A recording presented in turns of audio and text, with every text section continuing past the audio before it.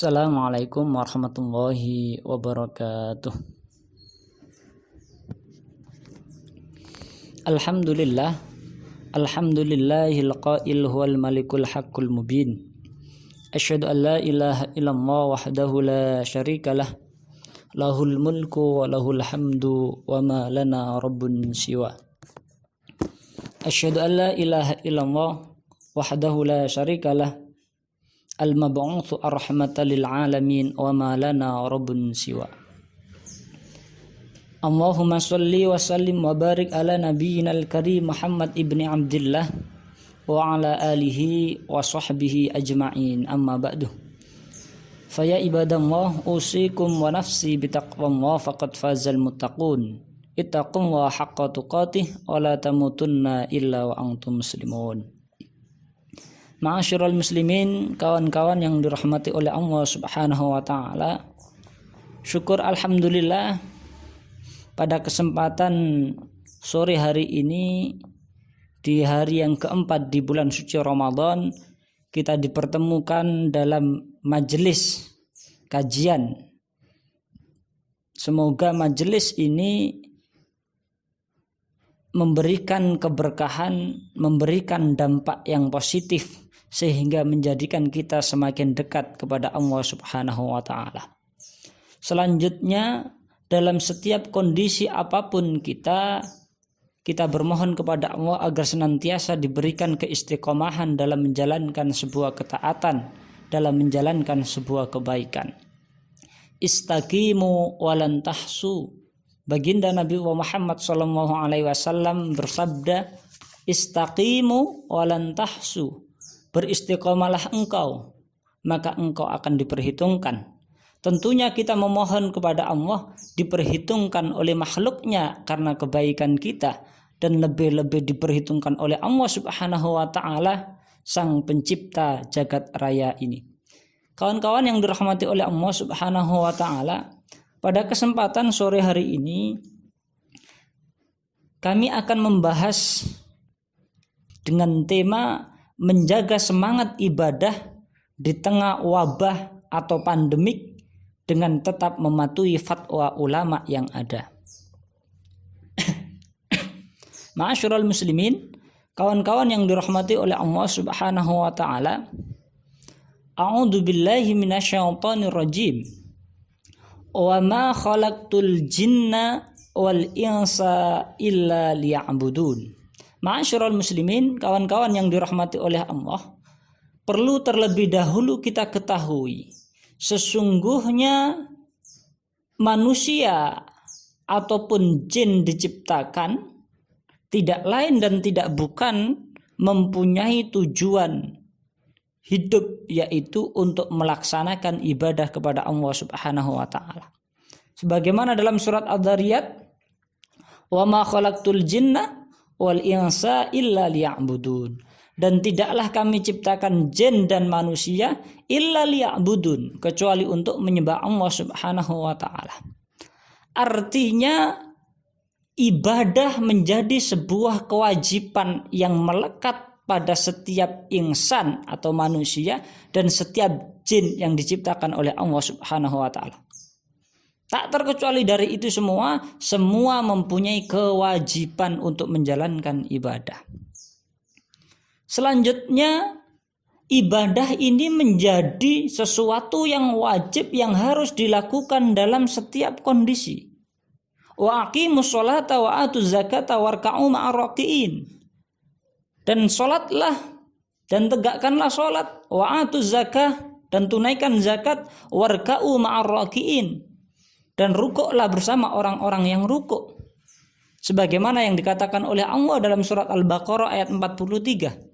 Artinya sholat kita dituntunkan, artinya zakat kita diperintahkan, artinya kita diperintahkan untuk rukuk bersama orang-orang yang rukuk.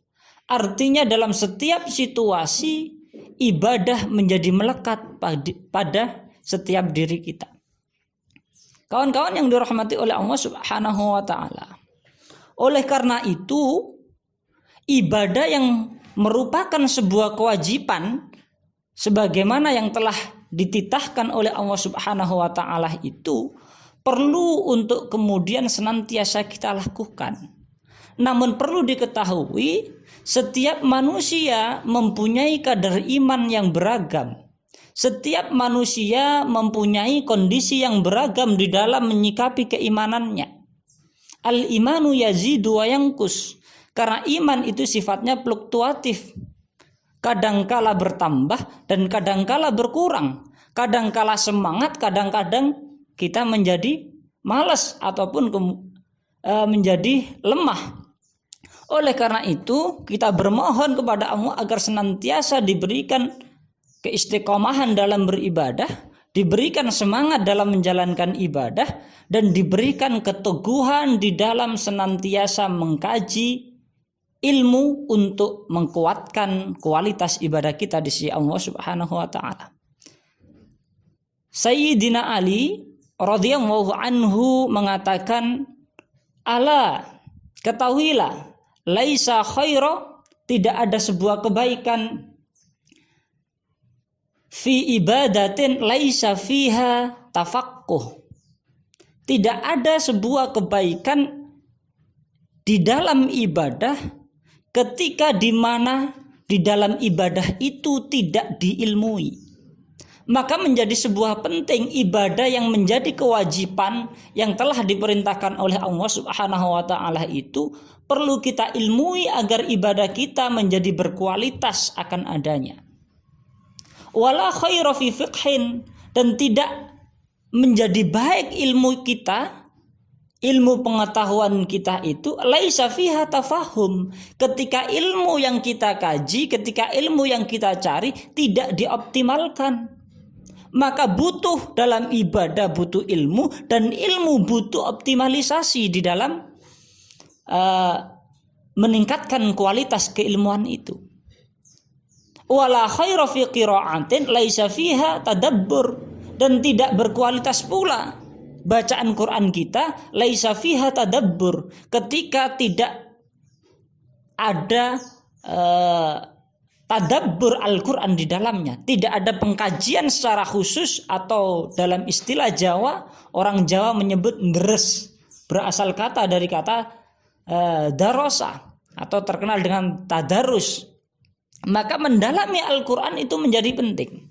Maka perlu diketahui ibadah menjadi berkualitas ketika diilmui ibadah itu, dipijai dengan ilmu, dan ilmu menjadi lebih berkualitas ketika ilmu itu dioptimalisasikan, dan Al-Quran bacaan kita kurang berkualitas, dan ketika ingin berkualitas maka harus ada tadabbur di dalamnya.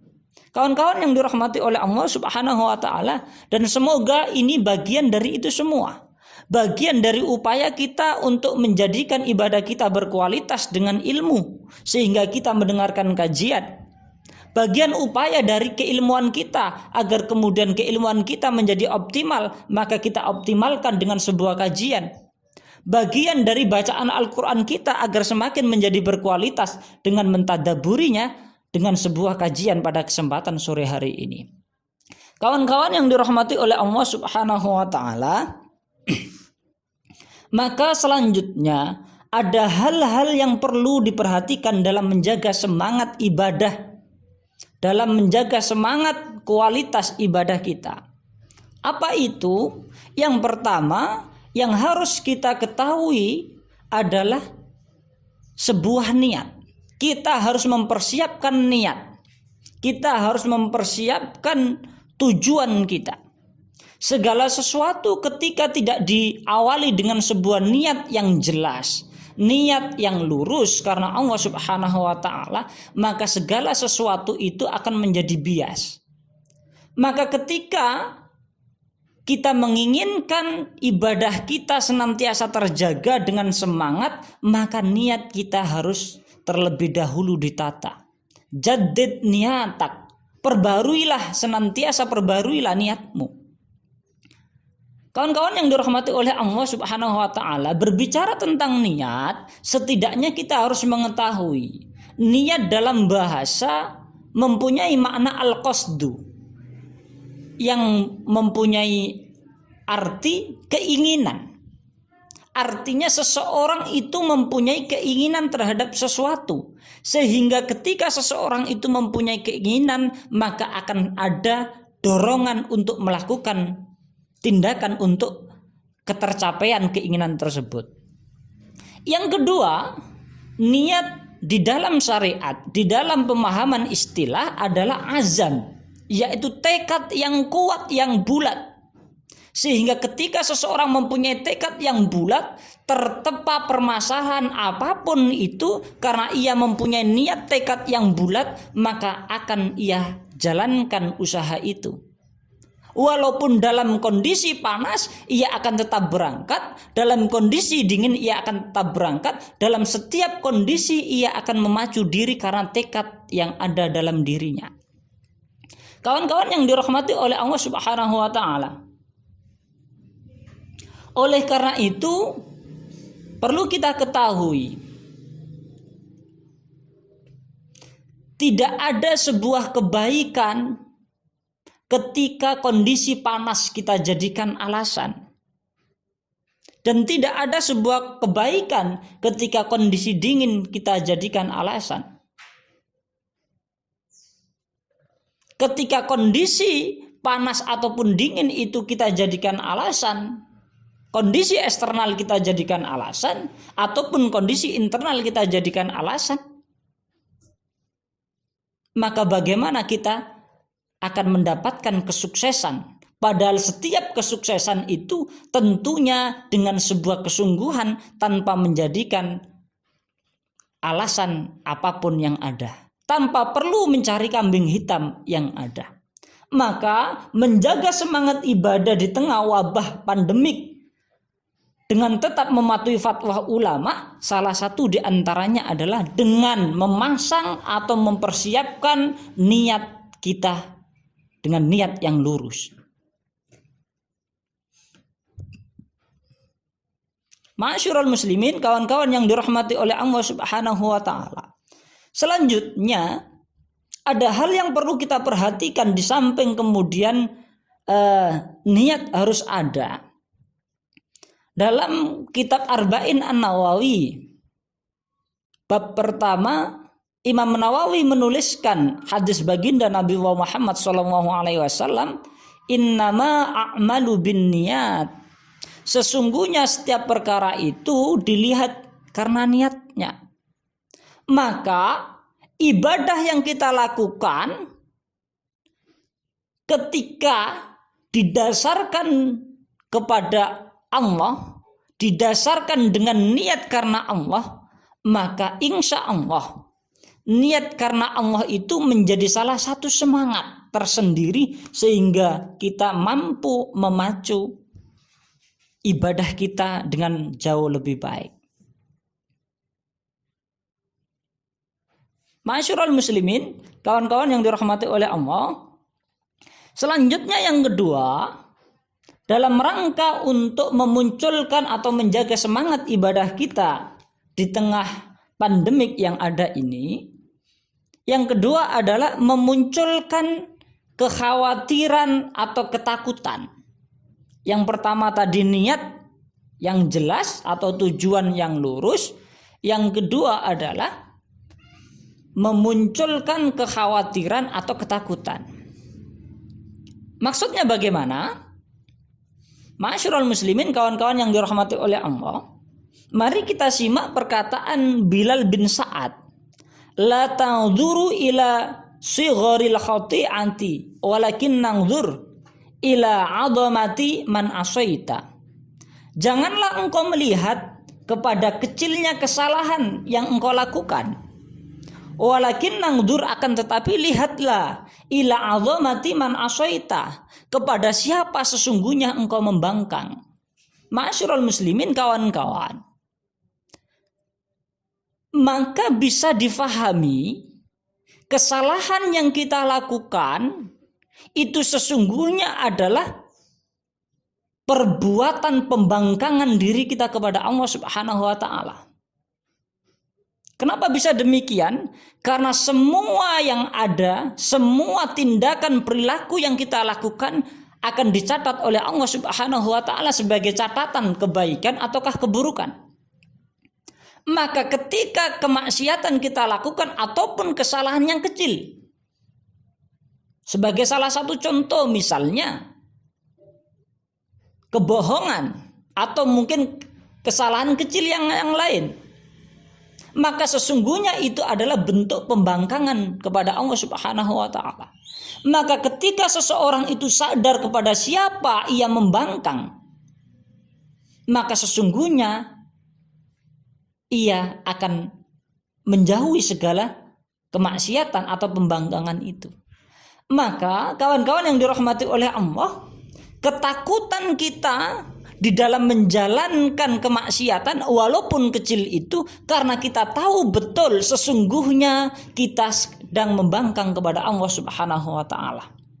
Kalaupun hari ini kita dihadapkan dengan para pejabat, dengan para petinggi negara, ataupun dihadapkan dengan bos, karyawan berhadapan dengan bos, apapun yang diminta, maka pada umumnya karyawan akan menjalankan apa yang diperintahkan oleh bosnya.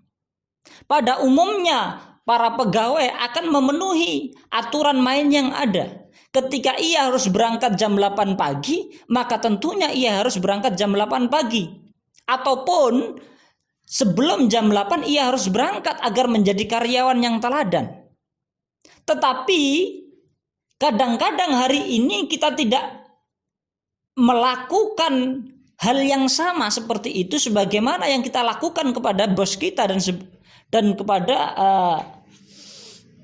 perusahaan yang kita ikuti. Padahal Allah Subhanahu wa taala yang memberikan nafkah, yang memberikan nikmat, yang memberikan kehidupan, yang memberikan udara, yang memberikan segalanya. Maka Allah lah Tuhan kita, Allah lah bos kita, Allah lah raja kita. Maka ketika kita menginginkan catatan yang baik di hadapan Allah, atau boleh kita katakan pegawai yang teladan atau hamba yang teladan atau karyawan yang teladan di hadapan Allah, maka hadirlah sebelum Allah memanggil.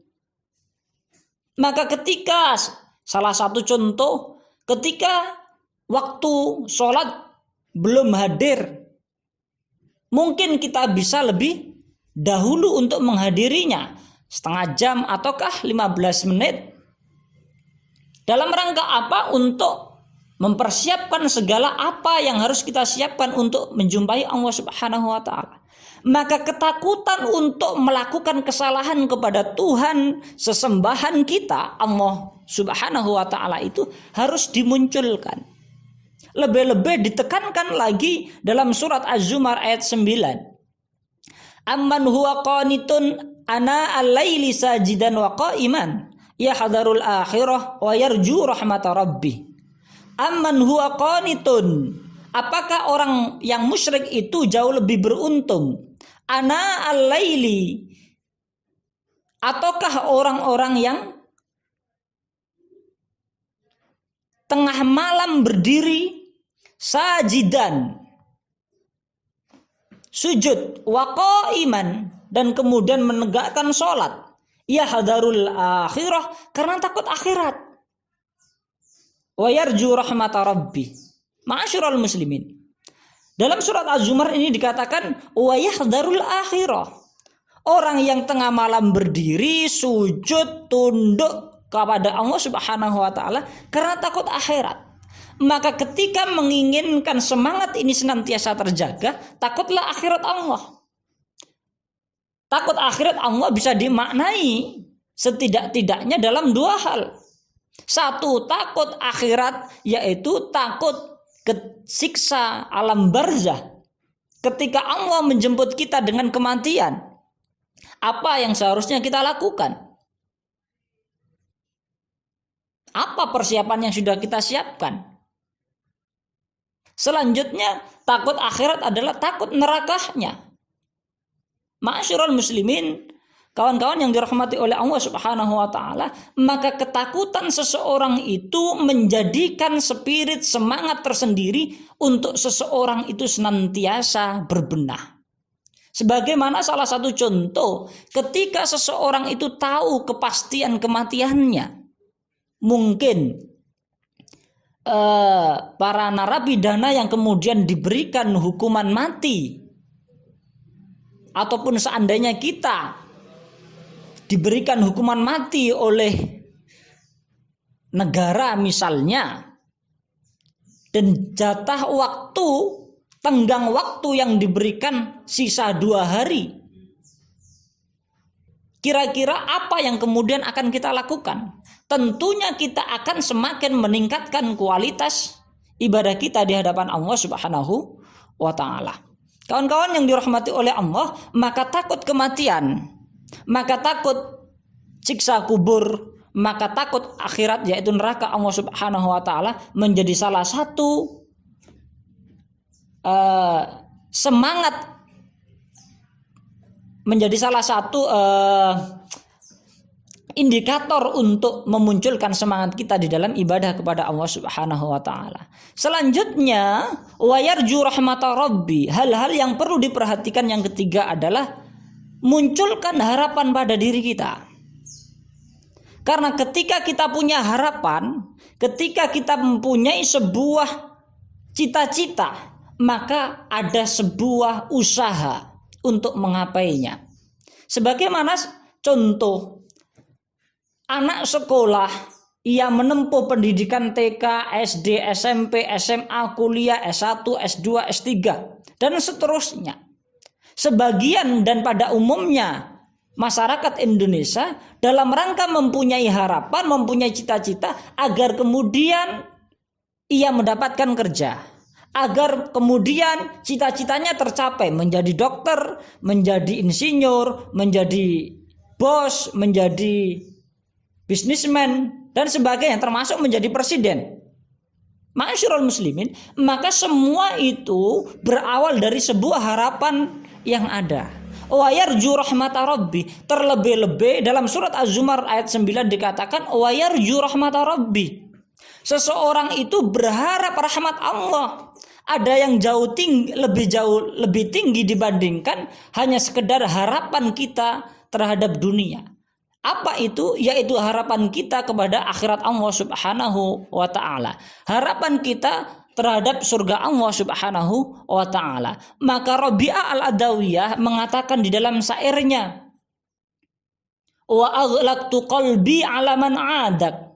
Sesungguhnya hatiku telah terkunci untuk mencintai selainmu ya Allah.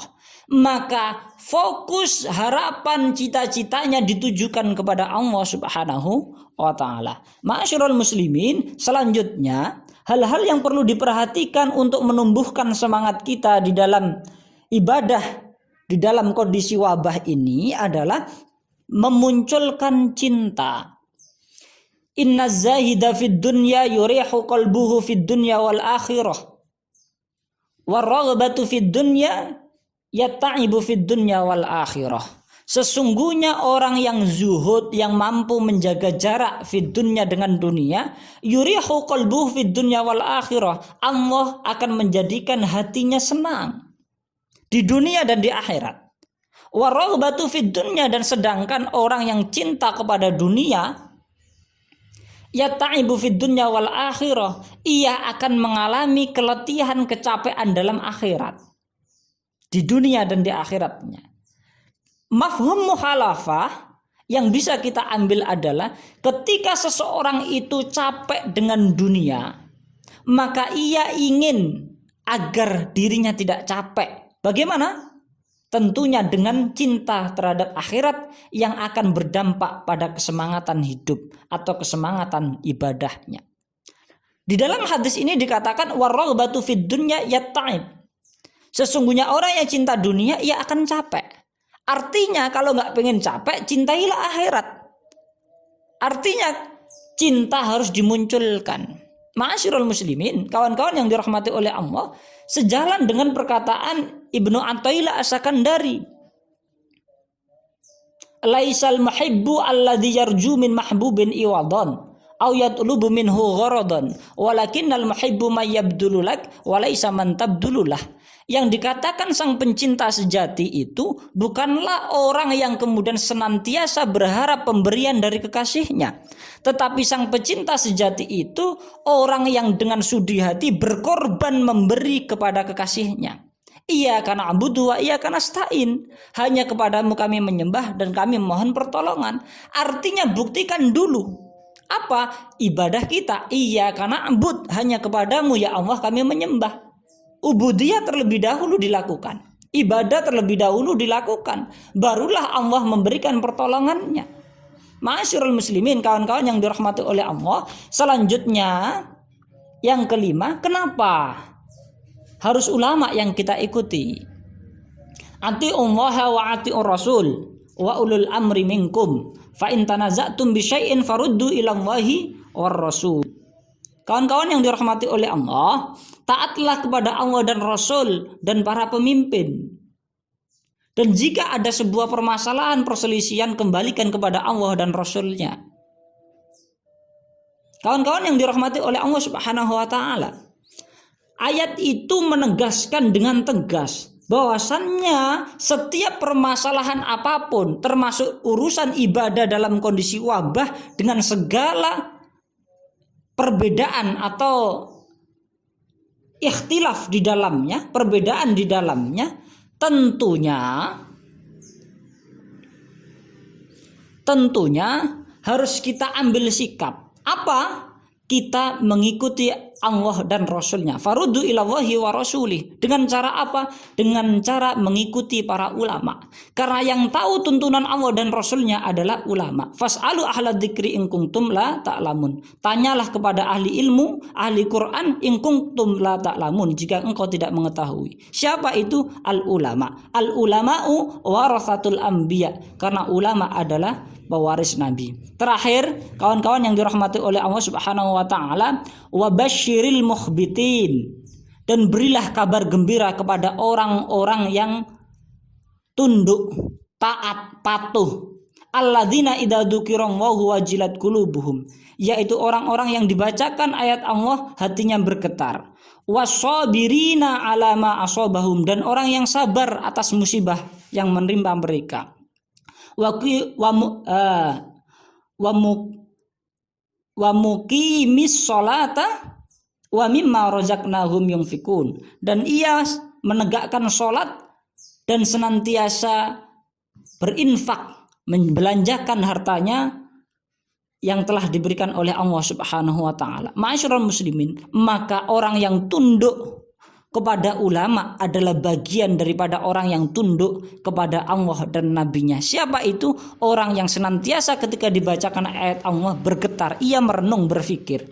Yang kedua, ketika ia ditimpa musibah, ia sabar. Termasuk ibadah di dalam tahun-tahun ini, di dalam wabah COVID-19 ini, kita perlu sabar. Wal muqimis sholat, dan senantiasa menegakkan sholat dan senantiasa berinfak di jalan Allah Subhanahu wa taala. Saya kira itu yang bisa kami sampaikan. Selanjutnya ketika kawan-kawan ingin melakukan sesi tanya jawab, saya persilakan. Nasrun minallahi wa fathun qarib. Assalamualaikum warahmatullahi wabarakatuh.